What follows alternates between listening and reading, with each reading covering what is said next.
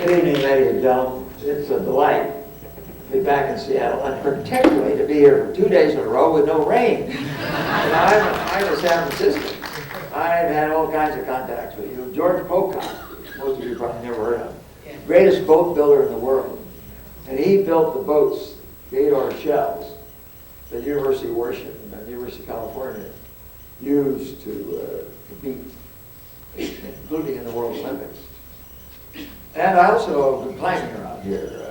I noticed the deaths on Mount Hood, Mount Rainier yesterday. It's very sad. I climbed both of them. So I really love Seattle. I love Washington. I love your lifestyle and your people. I don't know that I'm going to be able to answer your questions. I'm going to start by discussing U.S. and NATO policies relating to strategic nuclear weapons. And then during the question period, I understand I'm supposed to talk about 30 minutes, and then we're to have 20 to 30 minutes for questions. I'll be delighted to follow that schedule to try to, in the question period, answer any questions you have, either on what I say in my introductory remarks or, for that matter, on any other subject you're interested in. The first point I want to make, and I think it's a very important one, is that U.S. policies relating to strategic offensive nuclear forces have not changed significantly since I left the Defense Department 34 years ago. Now, I doubt that many in the room realize that today, 12 years after the end of the Cold War, we, the U.S., have something on the order of 7,000 strategic offensive nuclear warheads directed toward Russia. Of the 7,000, 2,500 are to be launched on 15-minute warning before the incoming warheads land on our soil. That is a very, very dangerous and risky procedure, but that's what we're following. We have followed it for years.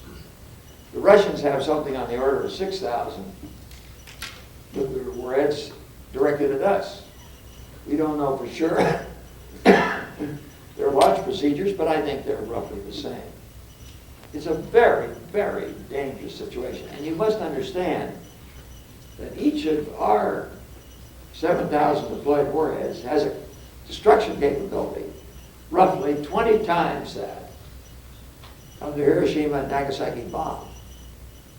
And to refresh your memory of the destruction capability of those bombs, let me read you the statement of the mayor of Nagasaki, who was testifying before the International Court of Justice in November of 1996. And he was recalling his memory of the attack on Nagasaki. This is what he said.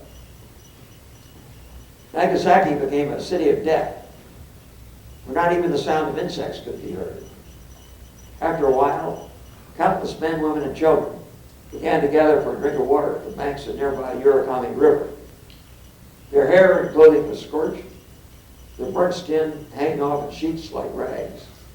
Begging for help, they died one after another in the water or in heaps on the banks. Then radiation began to take its toll, killing people like the scourge of death, expanding in concentric circles from the hypocenter. 4 months after the atomic bombing, 74,000 people were dead, 75,000 additional had suffered injuries. 2/3 of the city population had fallen victim to this calamity that came upon Nagasaki like a preview of the apocalypse. Now, why did so many civilians have to die? Because the civilians who made up nearly 100% of the victims in both Hiroshima and Nagasaki were unfortunately co-located with bases of Japanese military and industrial capacity. And thus their annihilation, while not strictly the objective of the target, was an inevitable result of the choice of those targets.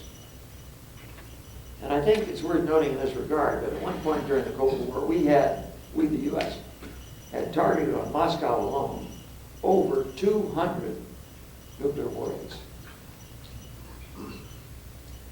Not because we were seeking to destroy population, but because Moscow included many military targets much industrial capacity, and the command and control centers of all of the Soviet military.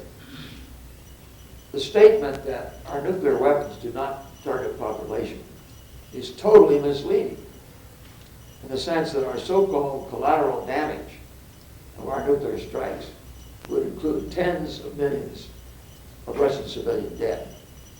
What I say of our strike is true of their strike. So to think that today we don't target population, they don't target population, is totally erroneous. Now, what's the U.S. and NATO policy regarding the use of these weapons? Well, again, U.S. and NATO policy has not changed significantly since I was Secretary of Defense. We refused then and refuse today to adopt the policy of no first use. Instead, we state we're prepared to initiate the use of nuclear weapons against either nuclear or non-nuclear states whenever we believe it's in our interest to do so.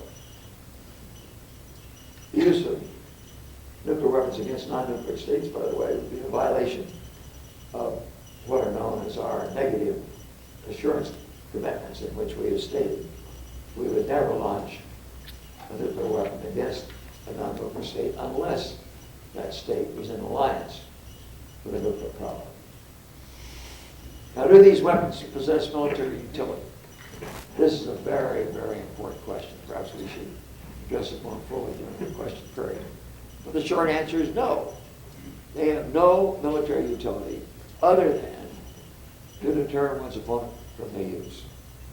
During the 40 years, from 1960 to today, that I've been working on these issues relating to U.S. and NATO nuclear strategy and war plans, I've never seen a piece of paper that outline how the initiator of the use of nuclear weapons could do so with benefits to the initiator. To launch nuclear warheads against a nuclear-equipped opponent would be suicidal. You couldn't get them all. And if they had 1 or 2 or 10, it would be suicidal. To launch nuclear warheads against a non-nuclear state is militarily unnecessary, morally reprehensible, and politically indefensible. Now, I made this statement in front of audiences across the world, particularly in Western Europe, in front of audiences including senior NATO political leaders and senior NATO military commanders. No one has ever refuted it. Many of you doubt it and want to discuss particular scenarios. I'll be happy to try to do so during our question period. Now, I reached these conclusions, those I've just outlined to you, very soon after I became secretary in 1961. And I reported them to Presidents Kennedy and Johnson. I think they agreed with my views, but it was totally impossible for any one of the three of us to make such statements publicly, because they were absolutely contradictory to the established and publicly stated NATO policies regarding the use of nuclear weapons. At that time, much was being said and written about how the U.S. could and why it should be able to fight and win a nuclear war with the Soviets. This implied, of course, that the nuclear weapons did have military utility, that they could be used in battle, with ultimate gain to whoever had the greatest number or who used the weapons with greatest acumen. I totally disagree with that. And having studied these views over a period of years, I finally decided to go public with information relating to them that I knew would be controversial, that I felt was needed to inject reality into the debates regarding nuclear strategy and nuclear weapons. So in 1983, after I left the World Bank, I published an article in the magazine Foreign Affairs which dealt with these issues. And I want to read to you the last paragraph of that article. It said this: having spent 7 years as Secretary of Defense dealing with the problems unleashed by the initial nuclear chain reaction 40 years ago, 40 years prior to 1983 that the article was published, I do not believe we can avoid serious and unacceptable risks of nuclear war until we recognize, until we base all our military plans, our defense budgets, our weapons deployments, and our arms negotiations on the recognition that nuclear weapons serve no military purpose whatsoever. They're totally useless, except only to deter one's opponent from their use. And I went on to say that was my view then, that is to say 1983, and I said it was my view in the 60s. In the 60s, in long private conversations with Presidents Kennedy and Johnson, I recommended without qualification that they never, under any circumstances, initiate the use of nuclear weapons. I believe they accepted those recommendations. Now, the article, which I knew would be controversial, turned out to be not only controversial, but absolutely explosive. Now, I was accused in print and in person, especially in Europe, of single-handedly destroying the West nuclear deterrent. In reality, what I was destroying, at least that was my intention, was the illusion of military deterrence. Can you hear this back there? No. Could I have the technical guy to come down here and help us out? Maybe you could, if you could hold the with your hand, and do it that way. Is this any better? Let's do it that way. Okay. Well, as I say, the article turned out to be not only controversial, which I assumed it would be, but it was absolutely explosive. And I was accused in print and in person, especially in Europe, of single-handedly destroying the West nuclear deterrent. In reality, what I was destroying, at least that was my intention, was the illusion of nuclear deterrence. I'd indicated that while I was Secretary of Defense, and I believe during all subsequent U.S. administrations, at no time was an American president, under any conceivable circumstances, going to authorize the use of NATO nuclear forces in response to a Warsaw Pact conventional attack on Western Europe. Why? As I say, because it would have been suicidal. I went to the U.S. Army forces deployed in West Germany in, it might have been April, May of 1961, to examine their nuclear war plans. And I asked them under what circumstances they would launch. And they said, well, in the face of an overwhelming Warsaw Pact conventional force. And I said, what would happen then? Well, we said, we have the targets, we have the warheads, we'll launch. I said, yes, but what's going to happen? Nobody knew. Well, I know what would have happened. The Soviets, Warsaw Pact was equipped with nuclear warheads. They would have responded. Helmut Schmidt, whose 85th birthday I'm going to attend a week from tonight, I think it is, in Berlin, has said publicly that NATO's nuclear policy then and today was something he would never have supported. It would have destroyed Germany, not saved it. And the commanding general of the German Luftwaffe made exactly the same statement. He said, I favor NATO's nuclear policies, but I want to make it clear. I never want to see a nuclear warhead launched from German soil. Why?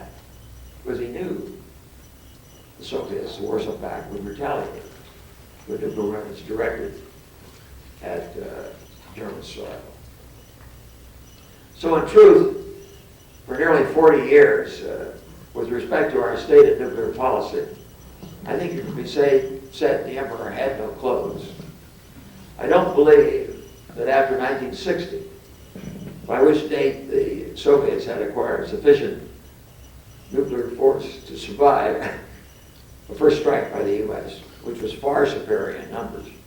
Nonetheless, they had acquired sufficient nuclear force to survive with a sufficient number to inflict unacceptable damage on us. And therefore, I do not believe that any U.S. president after 1960 would ever, under any circumstances, have initiated the use of nuclear weapons.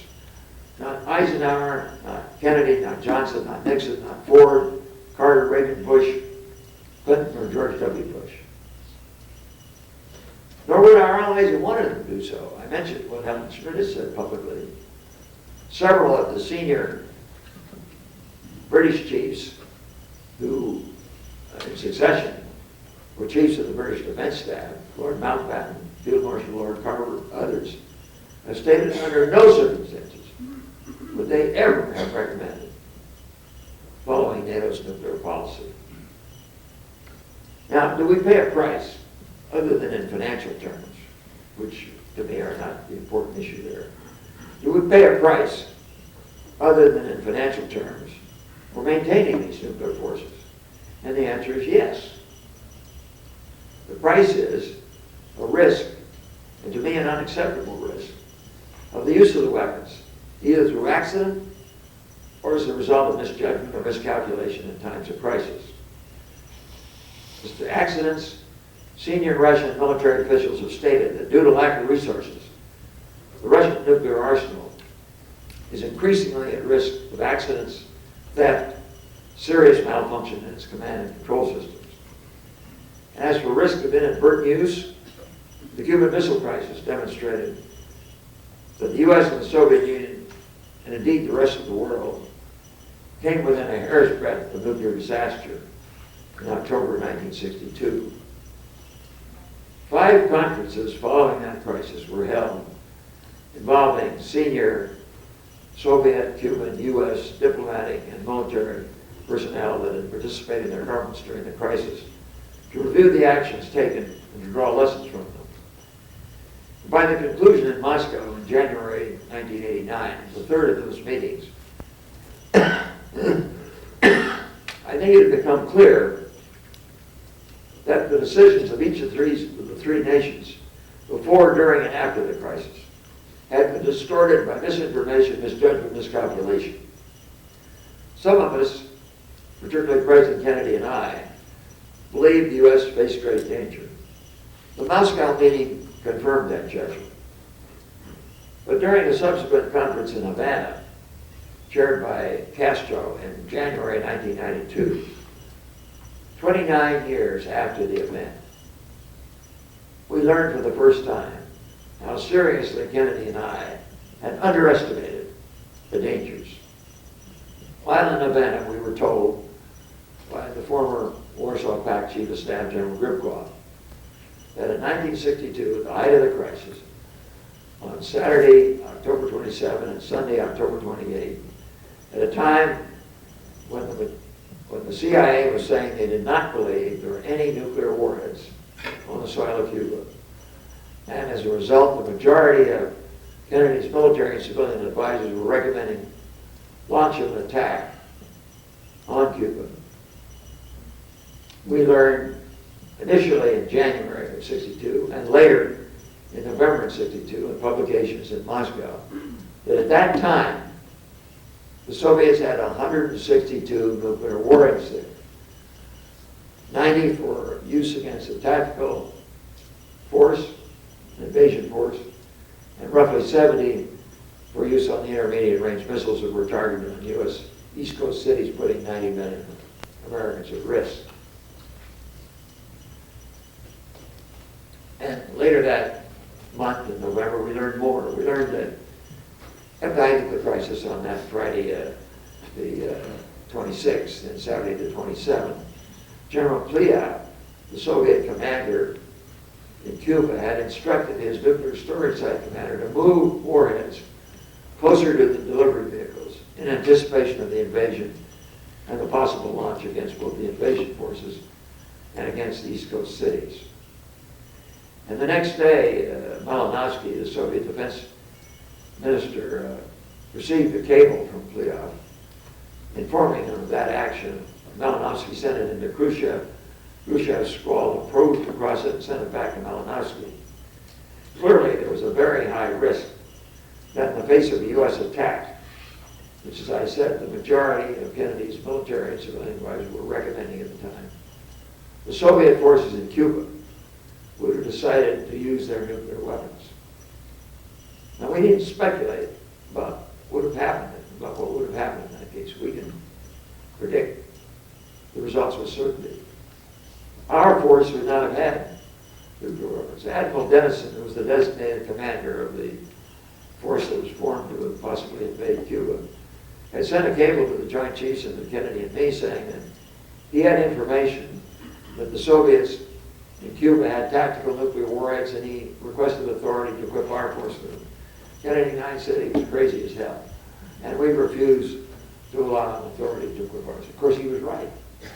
And had we gone in, we would have faced those nuclear weapons. Now, no one should expect that a U.S. military force would ever have absorbed a nuclear strike without responding. The force didn't have the weapons to respond from its own stocks. But we would have sent U.S. fighter and bomber aircraft from southeast U.S. bases and bombed Cuba.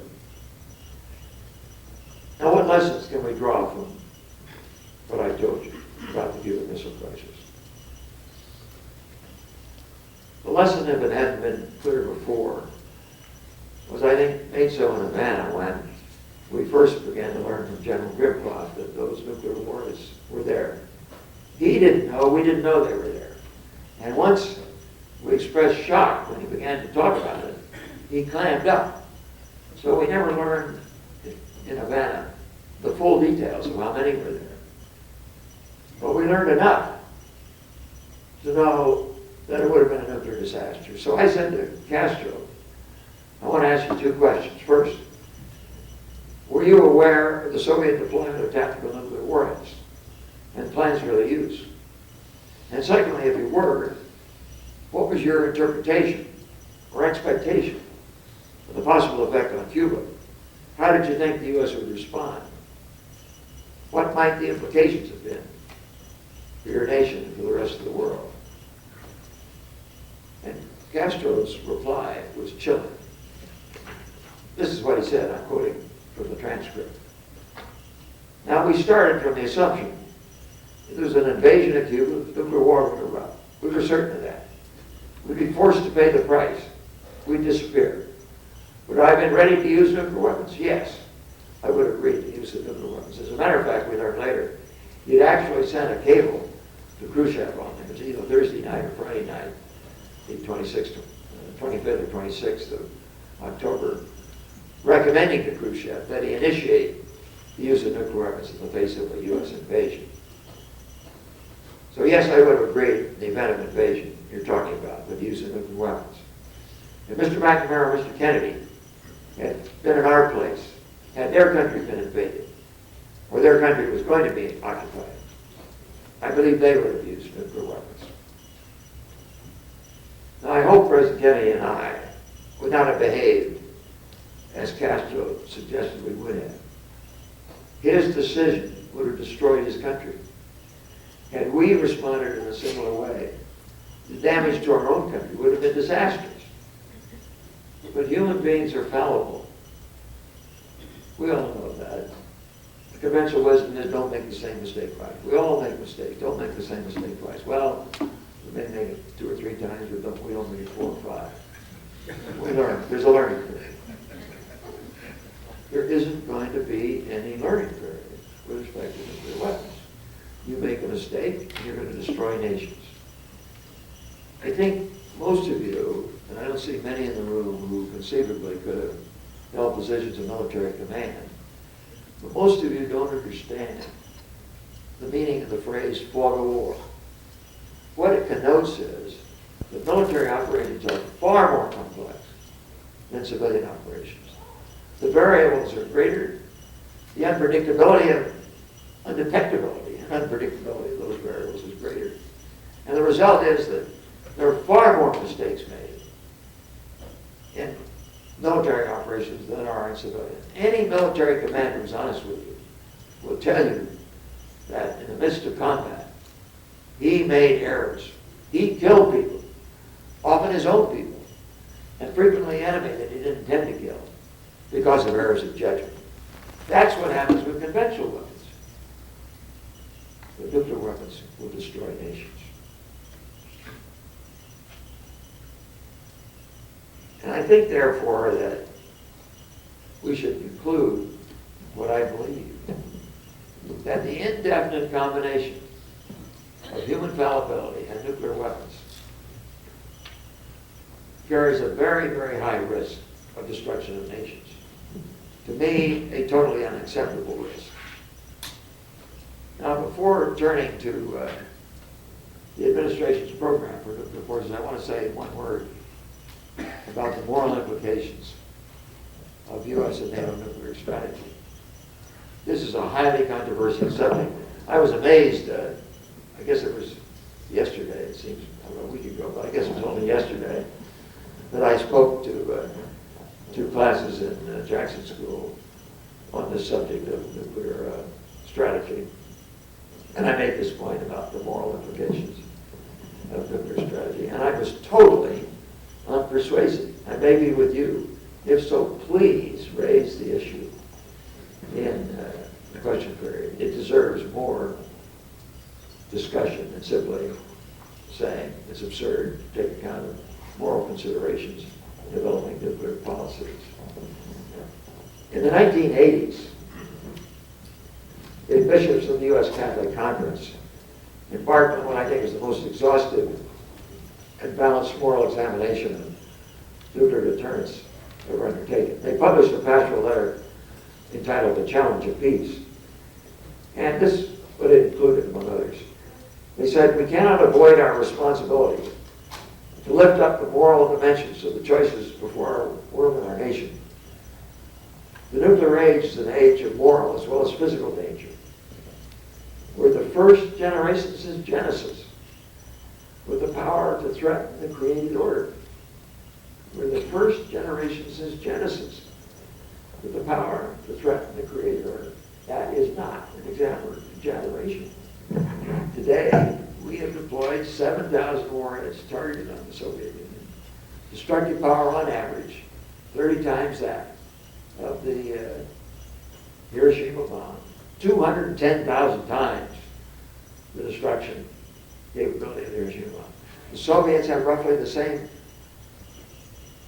force directed at us. As a matter of fact, they have larger warheads in their force than we do, including many 1 megaton warheads, which are on the order of 70 times the destructive power of the Hiroshima bomb. Think about it. Think if these two forces, one 6,000, one 7,000 warheads, were to exchange. Now, we were concerned about Chernobyl. For about 3 miles out, a few puffs of irradiated material thrown into the air. You got 13,000 warheads exploding. The blast effect, the radiation effect, on site and through dispersal by winds, would, as the Catholic bishop said, threaten the order of humanity on this planet. So they went on to say, we can't avoid our responsibility to lift up the moral dimensions of the choices before our world and nation. The nuclear age is an age of moral as well as physical danger. We need a moral about face.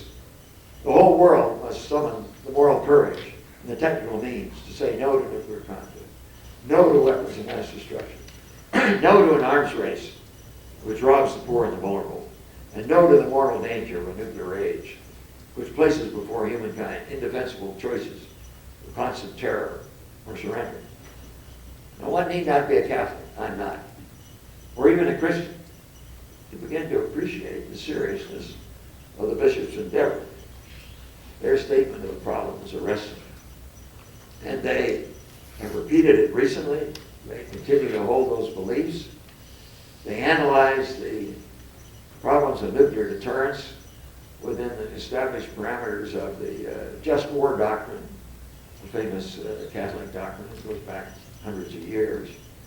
And they pointed out that nuclear deterrence failed the moral test on 2 counts: non-combatant immunity and what they call proportionality, each of which would require leaders to be able to control the direction, the duration, the extent of any war involving nuclear weapons.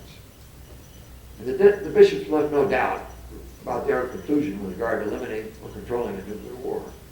They said the danger of escalation is so great, and on this point, whether you agree with their moral position or not, this is absolutely fundamental. They said the danger of escalation is so great it would be morally unjustifiable to initiate nuclear war in any form. Nobody that I've ever seen has put forward a plan on paper that gives high confidence that we could control escalation in a nuclear war, in exchange of nuclear weapons. I worked on such plans for 2 years at a time when conceivably they could have been developed. That is to say, when both the U.S. had relatively limited numbers of nuclear warheads, not in the thousands, but in the hundreds. And we felt that if we conveyed our intentions not to initiate an all-out nuclear strike against the Soviets, we could perhaps initiate the use of nuclear weapons, force them to stop what they were doing, and show them that we would control escalation and not follow with total destruction. The plans proved futile. After the Soviets and we both acquired larger numbers of nuclear weapons, nobody believed that those controlled escalation plans held any promise whatsoever. So they in effect said it would be morally unjustifiable to initiate nuclear war in any form, but they also understood that admission of that by either or both of the principal nuclear powers during the Cold War would have greatly weakened the regime of deterrence which linked the Soviet Union and the U.S. during that Cold War period. And this in turn, the bishops were told by a wide array of military and civilian security specialists, would raise the risk of nuclear war. So they concluded, therefore, that deterrence is not an adequate strategy as a long-term basis for peace. It's a transitional strategy, justifiable only in conjunction with determination to pursue arms control and disarmament. And I think this points very clearly to the action required today as we enter the 21st century. The East-West Cold War is gone. The threat of nuclear weapons is not. This is morally unacceptable, militarily unnecessary, politically indefensible. Now, before concluding, let me say a few words about President Bush's proposals regarding nuclear forces. During the campaign, he said he would, if elected, propose unilateral reductions, not elimination, but unilateral reductions in U.S. nuclear forces. That was a very courageous, wise position. And after he was elected, he did do it. Now, Putin had already made similar proposals.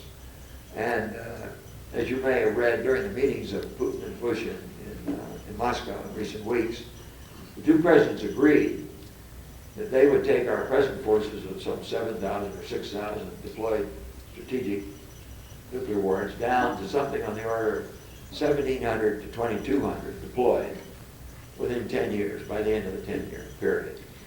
But they would take maybe 3/4 of warheads removed from deployment and put them in reserve, ready to be redeployed if it was thought desirable, on short notice. So really, the plan, if you examine it in great detail, is to maintain essentially our current number of strategic offensive nuclear warheads, something on the order, including reserve stock, of 7,000 or 8,000 units in our hands and roughly the same in Soviets, and continue to maintain those in perpetuity.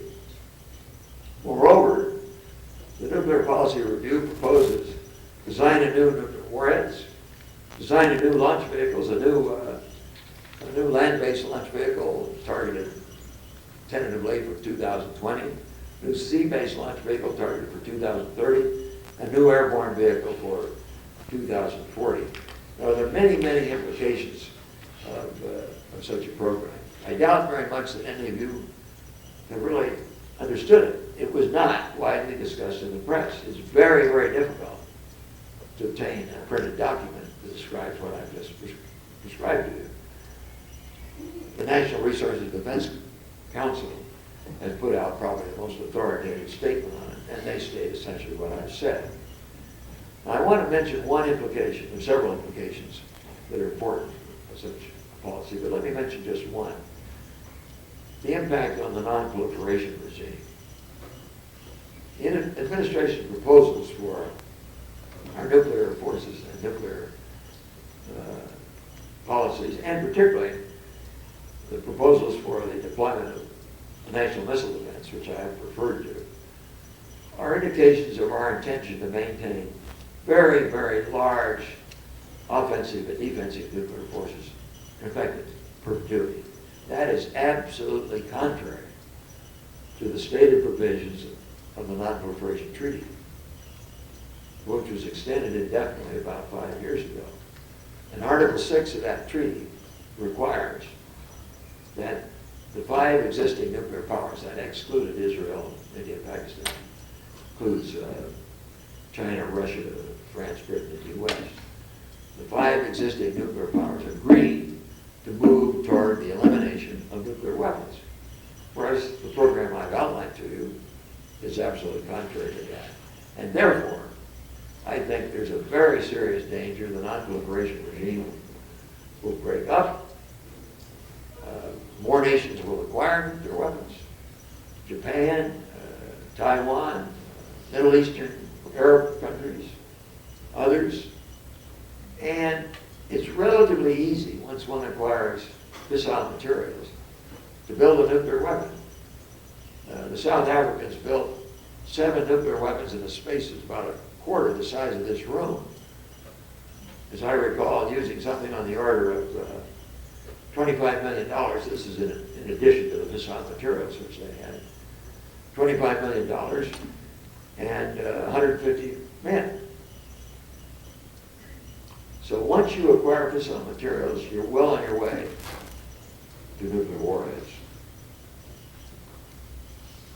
Now, the terrorist interest in acquiring fissile materials is widely documented. The Washington Post 2 months ago carried an article which stated that Sultan Mahmoud, who is the former chairman of the Pakistani Nuclear Weapons Commission, which designed the Pakistani bombs, Mahmoud met with Osama bin Laden on 2 occasions. They weren't talking about tourism in Pakistan. The danger of terrorists acquiring fissile materials is magnified by the kind of a program that I've outlined to you. I think neither the administration, the Congress, the American people, nor for that matter, the publics of other nations have debated the merits of alternative long-range nuclear policies for their countries or the world, and particularly the implications of those policies for the control, the lack of control over fissile materials. Such debates are long overdue. One of my purposes in being here today and speaking like this in other forums is to stimulate the development of those debates before the Congress, before the press, across the country. When they're held, I believe the participants will conclude, as I have, and as I hope you will, that we must move promptly in a verifiable way to the elimination or the near elimination. I don't want to argue whether we go to 0 or 50 or whatever, but we must move toward the elimination or near elimination of all nuclear weapons.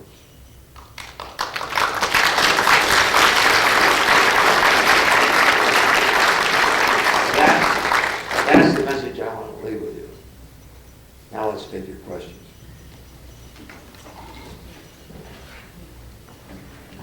Well, this will take some time to collect them, and I would like to continue asking you to speak. You've been doing it since 7:30 this morning.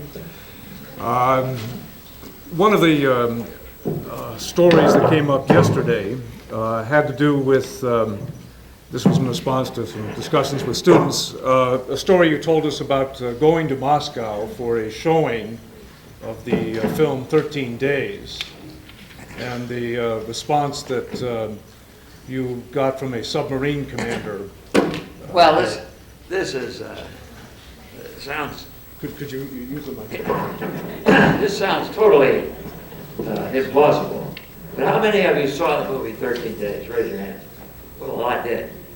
If you remember it, in the middle of the movie, it shows a Soviet submarine being brought to the surface by U.S. depth charges on the quarantine line in the sight of U.S. naval vessels.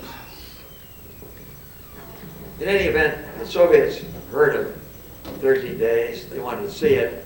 They asked Jessica Matthews, who's president of the Carnegie Endowment, to arrange for it. So she got a copy of the film, and she asked Ted Sorensen, President Kennedy's assistant, and me to join her to go to Moscow.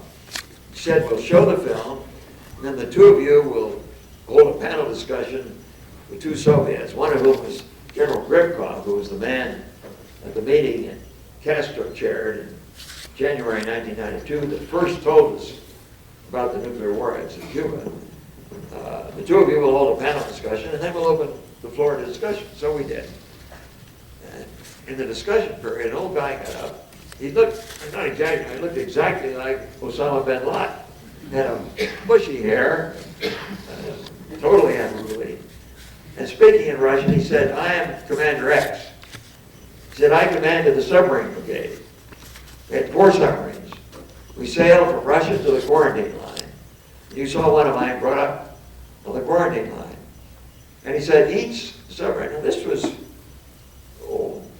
6-7 months ago. He said, each submarine carried 10 torpedoes, and 1 torpedo on each submarine had a nuclear warhead.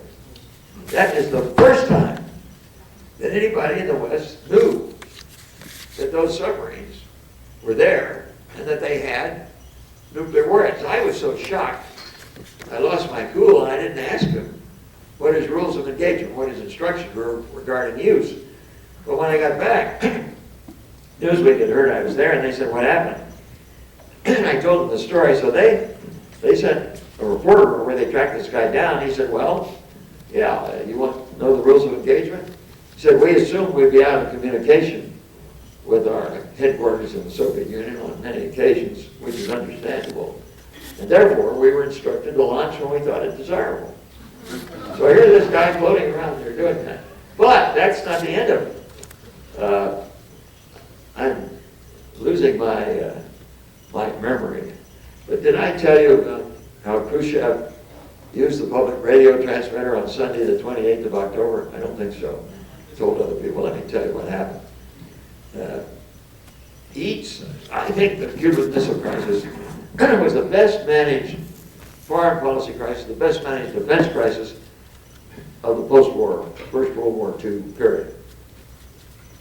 But in the end, we avoided nuclear war, not because we were bright, not because we were wise and managers, but out of blind luck.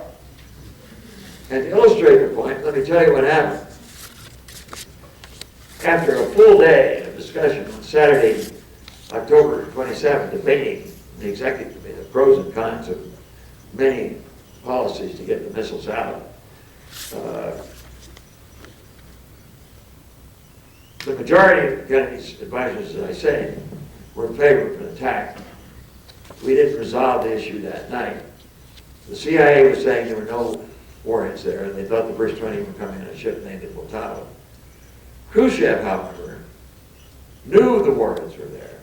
He knew that we had an invasion force of roughly 180,000 men with the shipping ready to sail from southeast U.S. ports. And on Sunday morning, October 28th, he was so afraid that before he decided he was going to withdraw the missiles with essentially no quid pro quo. The quid pro quo was we would agree not to invade Cuba. Hell, we never had any intention of invading Cuba, so that was no great problem. But that was the quid pro quo. He would withdraw the missiles. He was so afraid that it would take on the order of 6 hours to dictate the message, encode it, send it to Brennan in the embassy in Washington, decode it, translate it, deliver it to the White House, that in that 6 hours, we might well start military operations. So while he was dictating the message, he sent an assistant down to the public radio transmitter in Moscow saying, hold the transmitter open, I've got a message for it. That's how we learned the war was over. We learned by transmission of Khrushchev's message over the public radio transmitter in Moscow. Now the relation of this to the submarines is this. As I say, I was so shocked I didn't ask the right questions. Newsweek began to do so. They got some information. The Germans read the information Newsweek got. They decided to send their own team over there. And they tracked down the brigade commander. He said, well, make your own investigation. He said 3 of the 4 submarine commanders are still alive. Go talk to them. So the Germans did. And the 3 submarine commanders told them exactly the same thing that the brigade commander had. They were authorized to shoot when they believed it desirable. But, they said, you know, we were out of communication with the Soviet Union most of the time. One of them said, I tried 48 times to communicate with my headquarters. I only got through once. And they floated around under the water in the Caribbean waters between Cuba and the U.S. in the sight of U.S. naval vessels for 4 or 5 days with nuclear-tipped torpedoes ready to launch anytime they thought it desirable. And they said when they got back to the Soviet Union, they got an unshirted hell and their commanders were not launching. Now, I can't vouch for the latter because I only heard this 2 weeks ago. But will be 40 years after the event. We're still learning what happened. And that's what I mean when I talk about the fog of war, the variables, the uncertainties. You just can't, the human mind cannot encompass all this. I'll give you another illustration. And one of the most critical moments, Friday, October 26th, a U.S. U-2 flying over Cuba was shot down. Earlier that week, we felt it necessary to keep track of the degree to which the Soviets were bringing their intermediate range missiles in Cuba up into operational status. And to determine that, we had to send over reconnaissance aircraft.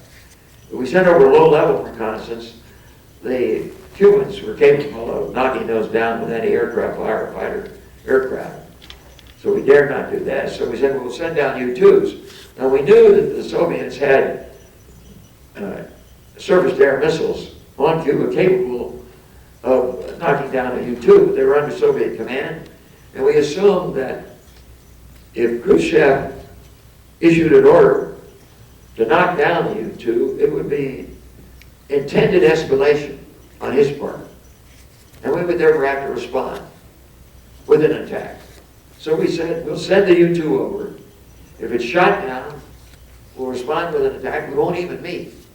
Well, fortunately, we did meet after we shot down. We decided not to attack. Khrushchev's autobiography states the U-2 was not shot down by Soviet forces. It was shot down by Cuban forces. No possible way that could have happened. Khrushchev said he issued orders to Pliat, the Soviet commander, to issue orders to the battery commanders under no circumstances were they to shoot down a U-2. Now they did. That's understandable. Hell, if you're a captain and you're a battery commander, you spent your life learning how to track and fire and knock down a U-2, you're going to do it. We all do that. That's what happened. His autobiography says it was shot down by the Cubans. Now, I mention this to show, when I talk about misjudgment, miscalculation, errors, that's illustrated. On that same, I guess it was it was either the same Friday or Thursday afternoon, you can't believe what happened, at this critical moment when the Soviets feared we were getting ready to launch nuclear weapons against the Soviet Union itself. We had a U-2 on an air sampling mission, a weather patrol, if you can believe this, and it strayed over the border of the Soviet Union in Siberia. And we were fearful that Khrushchev would interpret this as a prelude to a nuclear launch against it. But this is what happens. President Kennedy almost had a heart attack when he got that information. But when I talk about misjudgment, miscalculation, misinformation, these are a few examples of what I mean. Thank you. I'm going to switch the focus a bit with two questions. Let me read them each. I think they're related. Do you believe that world poverty is a threat to U.S. security? How should the U.S. address this risk? Well, And a related question, do you believe the processes of globalization and greater interconnectivity and interdependence of nations, the spread of democracy, capitalism, etc., offers a greater potential for peace than the elimination of nuclear weapons? well, first point on thank you. First point on poverty and development. I spent 13 years at the World Bank. I devoted a good part of my life to trying to reduce, not eradicate, but reduce poverty across the world. It's an objective all of us should keep in the forefront of our minds, particularly with respect to this country. I doubt that any of you in the room know this, but today, in the capital of the richest country in the world, Washington, D.C., the infant mortality rate is twice that of Castro's Cuba. That's a goddamn disgrace. Now why is the infant mortality rate twice that of Castro's Cuba? Well, the simple answer is because he's concerned about it and we aren't. And if you don't believe that, you go talk to Castro. He's a damn fool in many respects, and I told him so. But he's not economically absurd. He could have brought that country forward economically far more than he has. But in terms of education and in terms of health, he's accomplished miracles. And we should learn from that.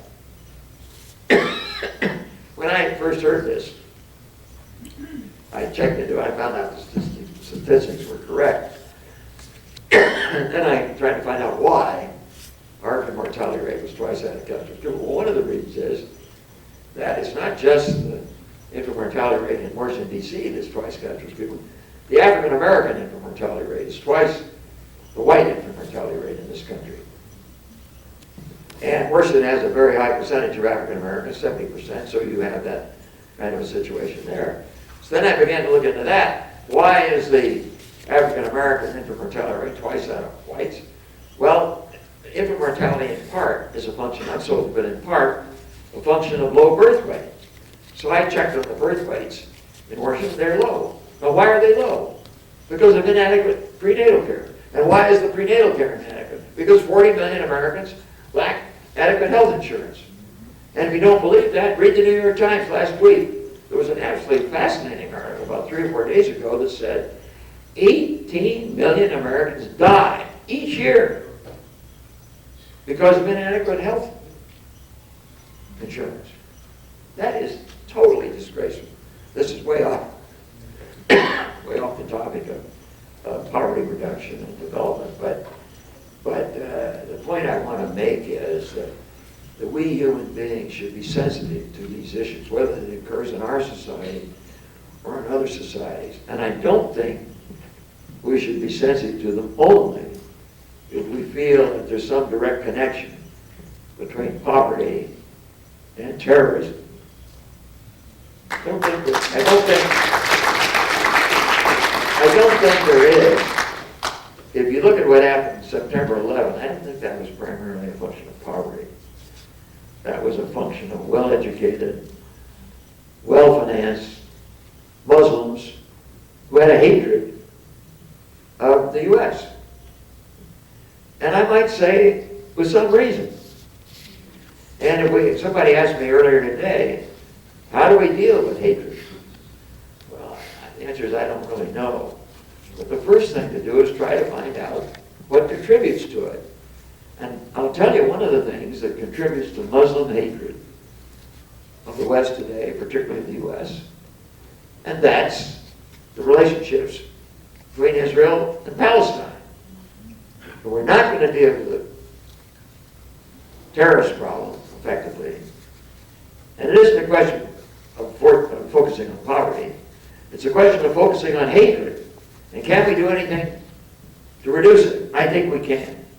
The fact is that the United Nations agreement that was accepted by the parties at the end of the Six-Day War between Israel and Palestine in June of 1967, the United Nations Security Council agreement that ended that, which is expressed in UN Security Council Resolution 242, requires that Israel withdraw to its pre-June 1967 borders. It hadn't done so. That's one of the causes. I am very pro-Israel, so don't misunderstand what I'm trying to say here. The problem is, we're getting way off poverty and so on, but it's important to understand this. Arafat did state, and I believe now intends, to wipe Israel off the map. It took the Swedes 3 months to train him to say, I do not intend to destroy Israel. Literally, I'm not exaggerating. And when he said it, I don't think he believed it. And today, there's no question in my mind, in the back of his head is a belief that if he perseveres, he can destroy Israel. But exactly the same thing is in Sharon's mind. His intention is to move the eastern border of Israel to the Jordan River, to incorporate all of Palestine in Israel. So that's what underlies the conflict there. It's extremely difficult to think of how to deal with this, but we're going to have to think so. And if we don't, I absolutely guarantee you, regardless of what we do on poverty or anything else, terrorism will continue. We've got to recognize the situation between Israel and Palestine is contributing to world terrorism against the West.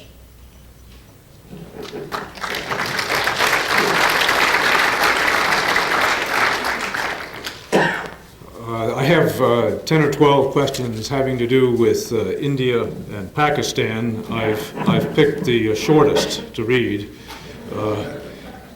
The Associated Press reported today that the Department of State urged 60,000 Americans to leave India. How do you assess the announcement, and how would you assess the risk of nuclear war in the region? Well, some years ago, a senior U.S. official asked me to go out to India and persuade them not to develop nuclear weapons. Obviously, I failed. And it said that they developed nuclear weapons as a defense against China. That's baloney. China invaded India in 1963, no question about that. There was a border dispute. They invaded them, they fought at very high altitudes, around 10,000 to 12,000 feet.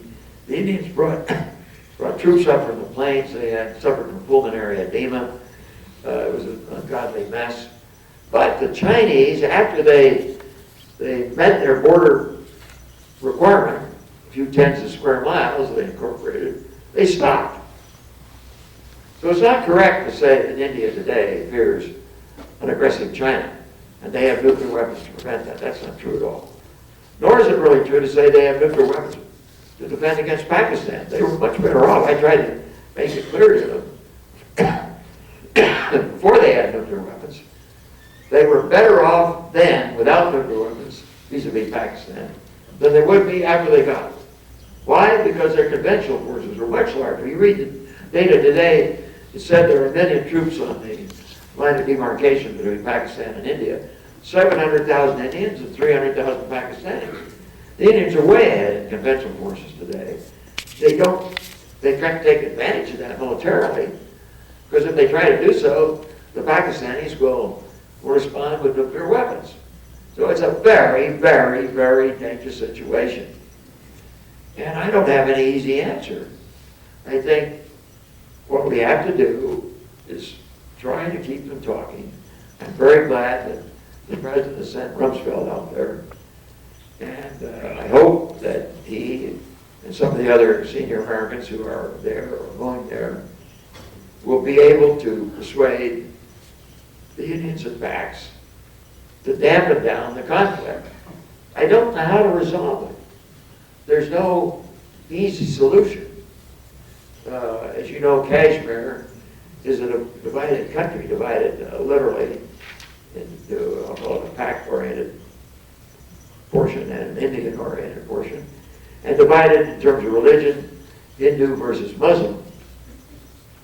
And the obvious answer is to put the issue up to vote and let the people vote either for a combined state with government shared by Hindus and Muslims, or a separate state, two separate states, or incorporation of one or both of those states in India or Pakistan.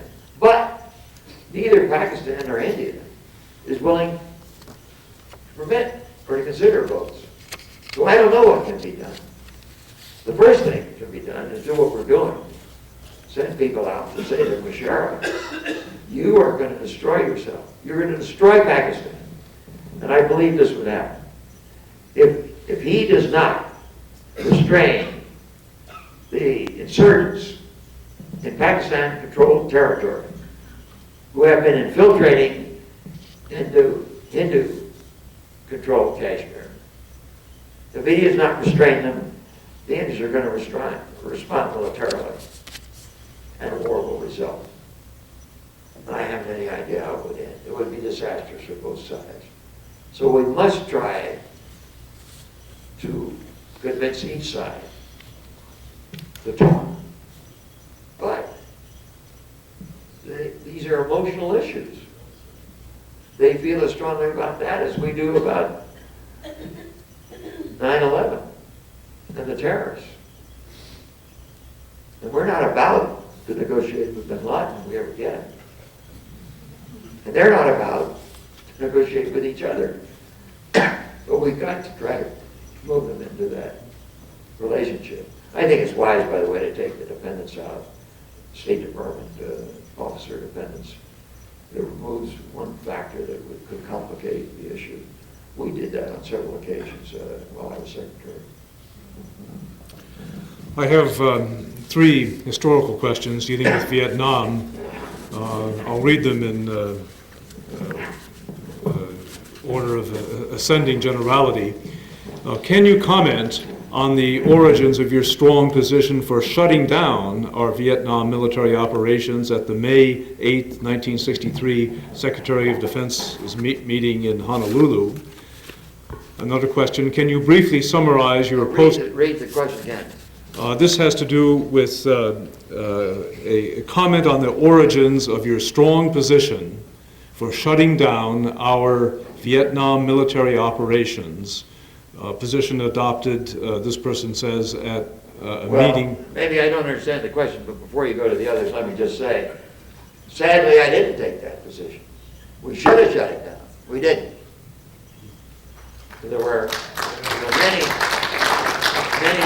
considerations that entered into that decision, but we didn't shut anything down in Vietnam in May of '63 that I can recall. I wish we had.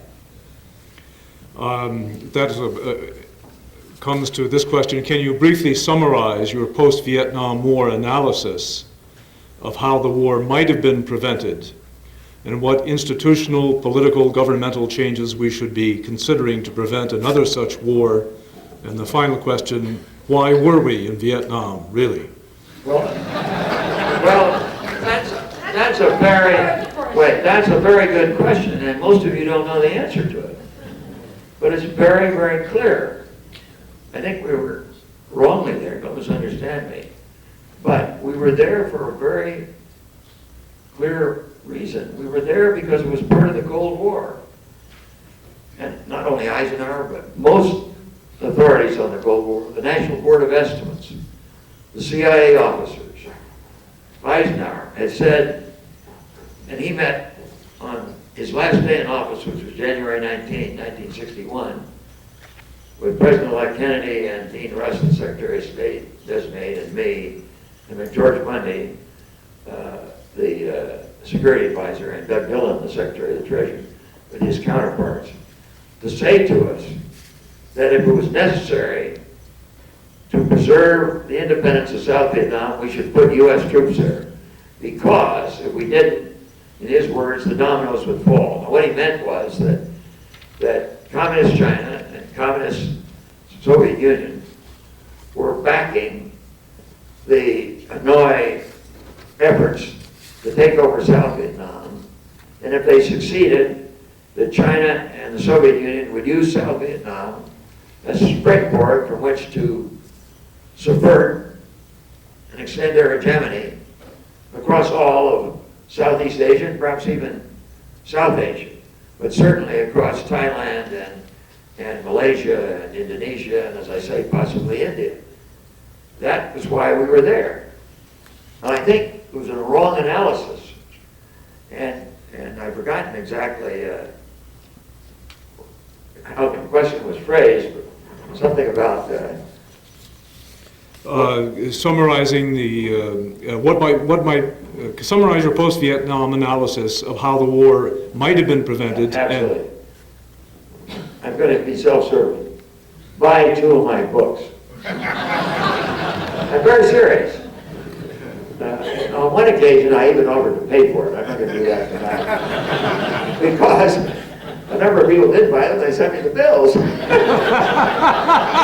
I have to pay for these damn things. In any event, there's a paperback edition. It can't cost very much. Of In Retrospect, which is the first book I published on Vietnam. And it was based on my papers and my own memory of the decision-making. And I had a very able research assistant who's now a professor at the Naval Academy. He helped me on that. But we had no access to North Vietnamese papers of decision-making. So the second book, which is entitled Argument Without End, is based on meetings that we established with North Vietnamese diplomatic and military senior officials during the 60s. And these meetings were held in Hanoi in the mid-1990s, I think 95, 97, something like that. Those 2 books will answer the questions that you raised. And I think there's much we can learn from them. And that's much that not only we should learn, but others should learn. You cannot believe the mistakes the North Vietnamese made. God knows we made enough. But read that book, the second book, Argument Without End, to understand the mistakes they made. One lesson, and we haven't used the word, and I'll mention it now, because it's a lesson we should take away from this. It relates to terrorism, it relates to Israel-Palestine, it relates to Pakistan, India. We must develop an empathy with respect to our potential opponent. And by empathy, I don't equate that with sympathy. I use the word empathy to connote understanding. We must attempt to develop understanding of what is motivating our opponents and draw from that an understanding of how they will respond to particular pressures or inducements or whatever. We rarely do that.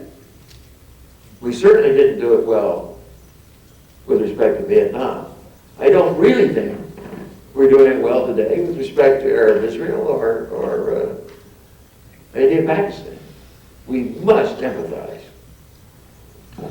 Well, these questions have to do with empathizing with Saddam Hussein. I don't know how to. I'll read them. What kind of nuclear defense strategy would you recommend for Saddam Hussein? Would he adhere to the idea of mutual assured destruction? 2 related questions. Do you think the U.S. ought to use nuclear weapons against Iraq as recommended in the Nuclear Posture Review? And do you think these plans are realistic? If the U.S. did use nuclear weapons against Iraq, would we get away with saying that they're only for use against Saddam and not for use against the general population? And then yet another question in this line, are you aware of a Foreign Affairs article stating that sanctions on Iraq have killed more civilians than weapons of mass destruction have throughout history? Well, that isn't true. It's just a misstatement of fact. And I'm not arguing in favor of sanctions against Iraq.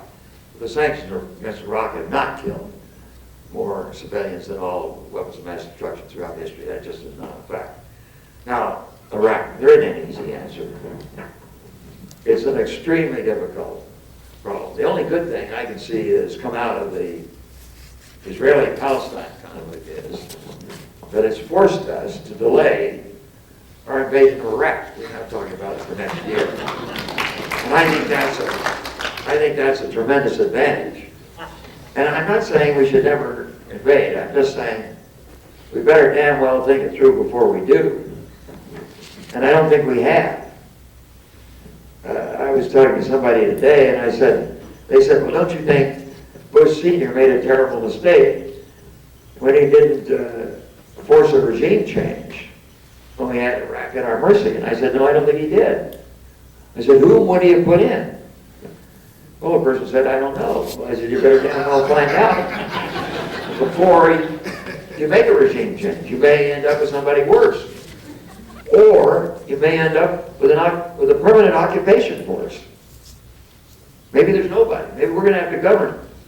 That is not a condition I would move into. Now, what's the alternative? Be exposed to their weapons of mass destruction? No. I think the alternative is what I'm going to call preemptive strikes. The Non-Proliferation Treaty states that essentially no country other than the current 8, the 5 declared nuclear powers plus Israel, India, and Pakistan, no country can acquire weapons of mass destruction. I strongly agree with that. And I think we're going to have to set up, until we find a better solution, a preemptive regime across the world. I was talking to some U.S. military officers about this today, and I'm not by any means an expert on this, but I said, don't you feel that whether it be North Korea or Iraq, that if they surreptitiously developed a nuclear warhead and a delivery vehicle, that they might do it in a mountain or in some fashion that we didn't recognize while they were doing it. But before they launched, we would be able, if we mounted proper surveillance, we would be able to locate such a warhead and or a launch vehicle. And if we could locate it, don't you believe we could take it out preemptively with non-nuclear forces? And these people said yes. Now, I don't guarantee that's possible. I think it is. And that is exactly what I do. And I stated publicly, I try to get the Security Council to support such a preemptive strike against, whether it be against whatever you want to call it, terrorists, rogue states, or whatever, that are acquiring weapons of mass destruction. I stated publicly, if I couldn't get the Security Council to agree, I'd get like-minded states to agree. We could surely get Japan, Britain, Germany, some others. And I say, well, preemptive strikes, even if non-nuclear weapons are dangerous, we may kill some civilians, yes, we may. But it's a heck of a lot better than a large-scale, massive invasion of Iraq with the possibility that in the process we would find ourselves engaged in warfare with weapons of mass destruction. And in any event, we might well find ourselves tied down there permanently. And that would, from my point of view, be a very, very unwise position to be in. So I'm opposed to the so-called regime changes without knowing who the new regime is going to be, without understanding how we're going to live with them, what our roles will be. But I am in favor of protecting ourselves and the world from weapons of mass destruction, whether it be the North Koreans or Iraq or any other nation. Maybe one more, maybe I believe. All right, this has only been, 14 or 15 hours straight. Well, if I have only one more, that makes it, well, maybe I'll stick with this, because this is someone who, like some of the students yesterday, was not persuaded by what you've had to say. And this person asks, how do you say no to an arms race when you are not the only player? Isn't it better that there are no good written plans that can control escalation? This proves that Matt is correct and helps prevent a nuclear war from happening. And when you say you won't do a first strike, don't you open up to a first strike by a state that has a strong resolve to do so? So you have one more chance. The answer to all of those questions is no. But they're very important questions, and we should think them through. And let's just take the first strike for the moment. Don't you open yourself up to a first strike if you're saying you're not going to launch a first strike? No. You know, today, as I said, we have 7,000 strategic offensive warheads, I don't want to call it targeted on, but directed toward Russia. Allegedly, we don't target them on Russia. You can retarget in 2 or 3 minutes. Anyhow, they're there. And they've got a similar number directed at us. Now, if we say we're never going to launch first, does that give them an incentive to launch a first strike against us? Not at all. If you're a Russian and you're sitting there and you know we've got those 7,000 warheads, and you know that of the 7,000, we have 2,500 that were capable of launching on 15 minutes. This sounds absurd, but let me just take a second on this. The commander of the Strategic Nuclear Command, for years, was required 24 hours a day, 7 days a week, 365 days a year, to be able to answer his telephone anywhere in the world by the third ring. Because he was only allowed 3 rings within this 15 minutes to receive the information that there was an incoming strike. He would receive it from the North American Defense Command located in Colorado. 3 rings out of the 15 minutes. That's what he was allowed to answer the phone. Then he was allowed maybe 2 or 3 minutes to think about the warning. Was it reliable? While I was secretary, we had many, many warnings that we received that were unreliable. And you may have read recently that the Soviets received an unreliable warning from, I think it was some missiles from Norway or one of those places there. There's a very great risk. So you're allowed 2 minutes to decide whether it's reliable or not reliable. And then he's allowed 3 or 4 minutes to decide what to recommend to the president. By now we've had 3 rings plus 2 minutes plus 3 or 4 minutes out of the 15 minutes. You've got to launch it before 15 minutes because by 15 minutes the incoming Russian warheads will land on our missiles and they will destroy so many that we will feel that we're deficient in our capability to respond compared to what we would have been if we launched before they destroyed the missiles. I think that's an erroneous conclusion, but that's the way the system is built. So he's allowed 3 or 4 minutes to decide what to recommend to the president. And he has several choices. He can recommend launch or don't launch. You don't have to launch because we have shaped our forces so we can absorb the whole first strike from Russia and survive with sufficient power to inflict unacceptable damage on them. So I would always recommend withholding. But that's very unlikely. The likely recommendation would be launch. If he recommends launch, he has about 5 different patterns, targeting patterns he can launch. He has to decide which one of those to do. So he's allowed, whatever I said, 3 or 4 minutes for that. Then he has to get in touch with the president. Any of you saw President Bush sworn in. You may recall that he put his hand on the Bible and took the oath of office. And then there was a certain amount of confusion on the platform because some of the people in the platform were invited to lunch, as is always the case after an inauguration, in the Capitol behind the inaugural stand. And others are to go home. So they sort themselves out. And while this sorting out process was taking place, a blue-suited figure walked up behind President Bush. That was the Air Force officer carrying the football. And the football is simply a briefcase with a set of electronic codes in it, because while I was secretary, we introduced into the warheads what are called permissive action links. And these are devices which make it impossible to arm a warhead unless you introduce into it a particular code. And the football, the briefcase, carries those codes. So the strategic command commander finally decides after 5 or 7 minutes or whatever what he wants to recommend to the president. He then has to locate the president, maybe in Moscow or in the middle of the night or who knows where. But he does have a telephone, always, in communication with the strategic commander. And he does have the launch codes at hand in the football. So the commander locates the president. He said, Mr. President, we believe we're facing an attack by the Soviet Union, and I recommend the following. Now the president then has about 2 or 3 minutes to think about it and consult. Who the hell is he going to consult?